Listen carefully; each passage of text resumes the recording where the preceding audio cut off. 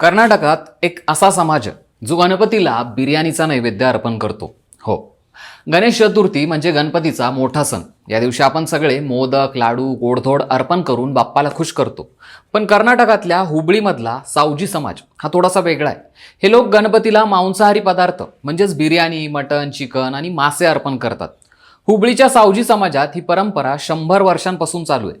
गणेश चतुर्थीच्या दुसऱ्या दिवशी, ज्याला इलिवारा म्हणतात, त्या दिवशी बाप्पाला मांसाहारी नैवेद्य देतात. चतुर्थीला शाकाहारी पदार्थ जसं की लाडू आणि मोदक ठेवतात. पण इलिवरा आला की mutton keema, mutton chops, chicken curry, fish fry आणि बिर्याणी असा मेन्यू तयार होतो. आणि विशेष म्हणजे इथे बाप्पाच्या सोंडेत मासा ठेवण्याची ही रीत आहे. आता तुम्हाला वाटत असेल की ही कसली विचित्र पद्धत, पण यामागे एक कारण आहे. सावजी लोक म्हणतात गणपती त्यांच्या मुलासारखा आहे. जसं आपण जे घरी खातो ते मुलांना देतो, तसंच ते बाप्पाला देतात.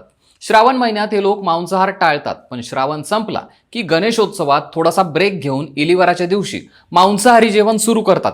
या दिवशी नातेवाईकांनाही घरी बोलावलं जातं. तर असा आहे हा हुबळीमधला सावजी समाज. यावर तुमचं मत काय? कमेंट करून नक्की सांगा.